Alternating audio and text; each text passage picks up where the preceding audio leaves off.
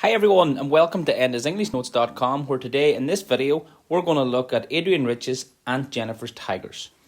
Very simple poem written in 3 quatrains. I'm just going to go quickly through the poem and then we're going to do a PowerPoint to finish off. So this is a revision video. You will have done it in class, so this is just to give you a quick summary and look for poetic devices and the themes throughout the poem.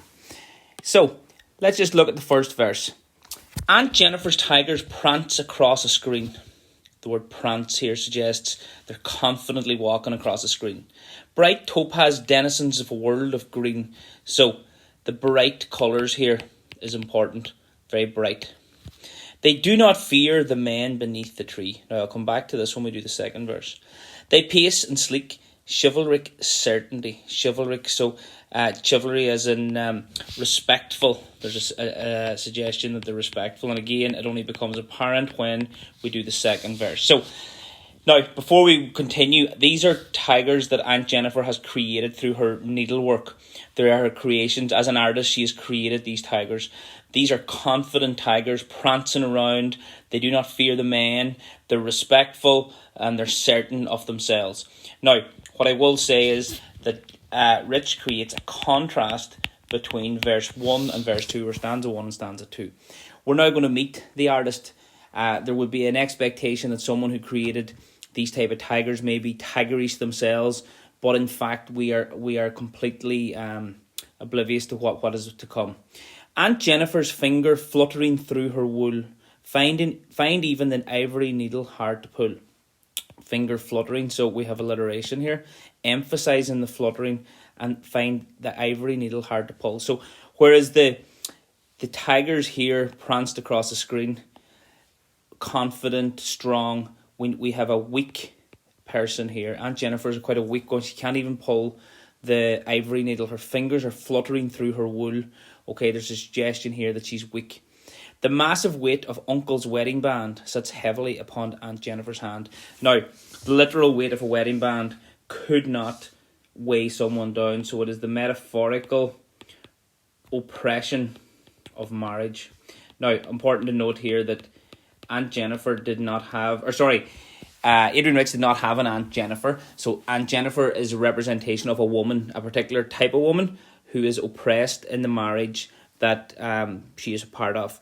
Now, continuing the contrast, they do not fear the men beneath the tree was said in stanza 1. Therefore, we have to make the assumption that Aunt Jennifer fears not the men, but the man that wedding band represents. He's not named, he's just called Uncle.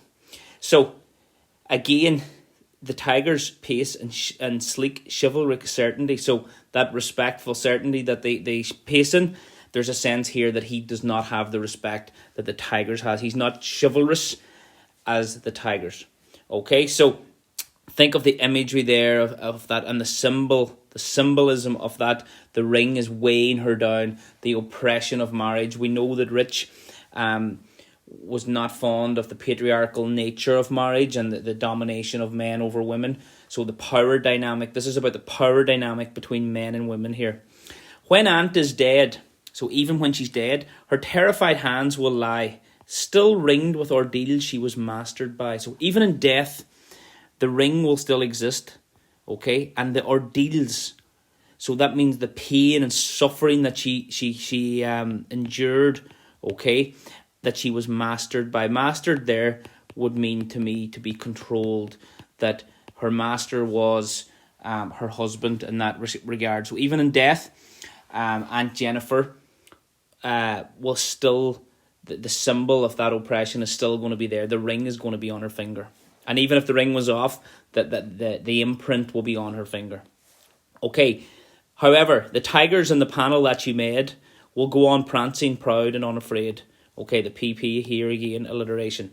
So there's a suggestion here that even though Aunt Jennifer herself will die and be forgotten and I suppose live with the ordeal, her tigers that she created will be immortal. They will live on. That confident nature will live on. Her artwork will stay with us forever. So we'll now look at a PowerPoint from Aunt Jennifer's tigers. Okay, so a quick summary. So In this poem, Rich tells the story of Aunt Jennifer, who, despite being powerless and subjugated by her husband, creates an alternate world with tigers who are fearless and powerful. The contrast between the tigers and the ant is shown clearly between the first and second quatrain. While the tigers prance and do not fear the men, Aunt Jennifer suffers under the massive weight of Uncle's wedding band. Contrast there could not be clearer. Rich tells us that when the ant is dead, her hands will still be marked with the ordeals she suffered, but the tigers which she created will go on prancing, proud and unafraid.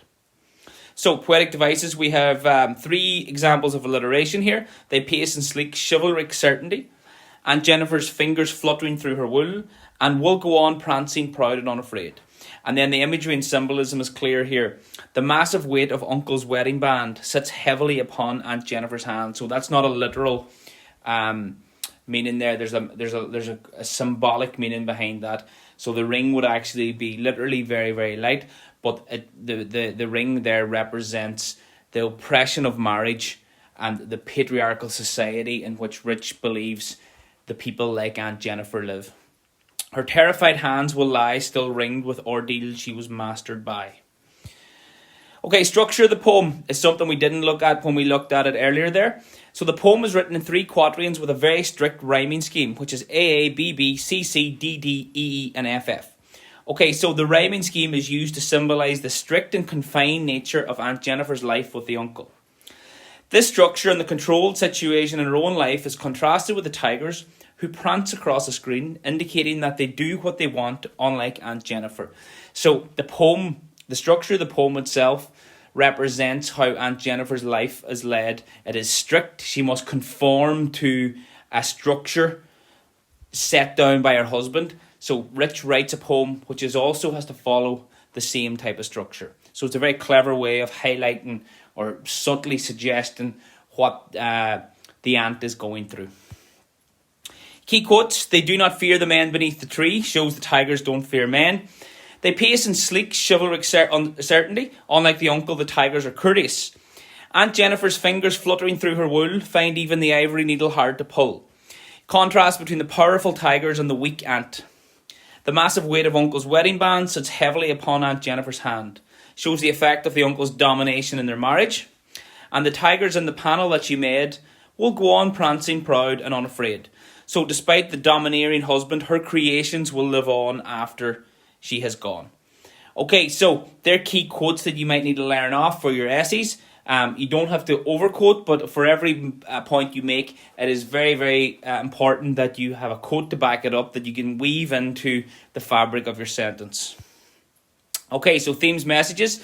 Like many of her poems, Rich discusses the power dynamic in the relationship between her aunt and uncle, and through them, the power dynamic in wider society. So we know she didn't have an aunt called Jennifer, so it's not her aunt and uncle, so they're used as a representation of men and women within the poem and in wider society.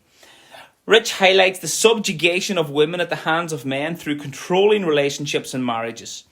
The ordeal, she tells us, will still be felt even when the aunt is dead. But the tigers which were created by her will live on. So, when you have that done, a good way to maybe remember the poem and to remember key points is to split your page, be it an A4 page or an A3 page, and split it this way. Poetic Devices on the right, themes on the left, summary at the top, key quotes, and put the name of your poem in the middle. You can go back over now. I have 4 slides there that you could write in your own words, just as a kind of a visual representation, and it might be easier for you to remember. Thanks everyone for listening. So if you liked the video, please hit like and please subscribe for further videos. Thank you.